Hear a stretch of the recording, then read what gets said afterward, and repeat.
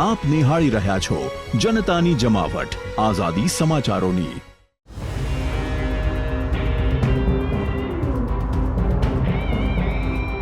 ખેડા જિલ્લાના વડતાલ શ્રી સ્વામિનારાયણ ધામ ખાતે લક્ષ્મીનારાયણ દેવ દ્વિશતાબ્દી મહોત્સવના ઉપક્રમે અનેકવિધ યોજનાઓ અંતર્ગત કેરીનો ઉત્સવ આમ્રોત્સવના આયોજક વડતાલ મંદિરના મુખ્ય કોઠારી ડોક્ટર સંત વલ્લભદાસજી સ્વામીએ જણાવ્યું હતું કે નિજ મંદિરમાં દેવોને ભક્તો દ્વારા ઋતુ પ્રમાણે ફળો ધરાવવામાં આવે છે, જે અંતર્ગત ઉનાળાની ઋતુમાં ફળોના રાજા કેરીનો અમદાવાદ એસજીવીપી ગુરુકુળ પરિવારના સ્વામી માધવપ્રિયદાસજી અને પુરાણી સ્વામી બાલકૃષ્ણદાસજી દ્વારા 10 ટન કેસર કેરીનો અન્નકૂટ ધરાવવામાં આવ્યો હતો।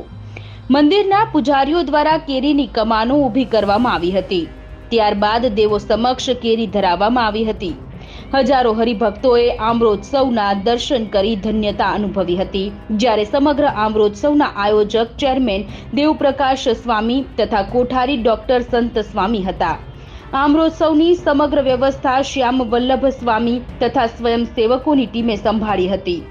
અન્નકૂટ બાદ આ કેરીના પ્રસાદનું ખેડા આણંદ જિલ્લાના વૃદ્ધાશ્રમ, અનાથાશ્રમ, મહિલા આશ્રમ તથા દિવ્યાંગોને વડતાલ ધામના સંતો તથા સ્વયંસેવકો દ્વારા વિતરણ કરવામાં આવ્યું હતું।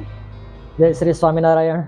આપ નિહાળી રહ્યા છો ભગવાન સ્વામિનારાયણના પ્રિય સર્વોચ્ચ તીર્થસ્થાન વડતાલ ધામમાં આમ્રોત્સવ।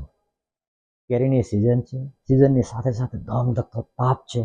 એ તાપમાં કેરીની મીઠાશ મળે તો સૌ કોઈને ખુશી થાય, ત્યારે આજે કહેતા આનંદ થાય છે કે સ્વામિનારાયણ મંદિર વડતાલ સંસ્થાનના દ્વિશતાબ્દી મહોત્સવના ઉપલક્ષ્યમાં એસજીવીપી ગુરુકુલના માધવપ્રિય સ્વામી અને બાલકૃષ્ણ સ્વામીના સૌજન્ય પ્રભુ પ્રસાદ રૂપે અહીંયા આ 10 ટન એટલે કે 10,000 કિલો કેરીનો અમૃતોત્સવ કર્યો છે।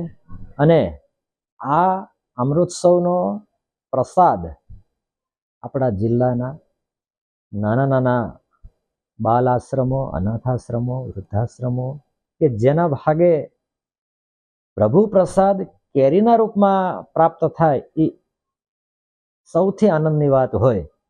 દ્વિશતાબ્દી મહોત્સવના ઉપલક્ષ્યમાં અનેક સેવા કાર્યો થઈ રહ્યા છે, પરંતુ જ્યારે પ્રસાદનો કણિકો એક નાના બાળક સુધી કે અનાથાશ્રમમાં રહેતા કે વૃદ્ધાશ્રમમાં રહેતા લોકો સુધી પહોંચે છે, ત્યારે ખરેખર હૃદયમાં આનંદ થાય છે।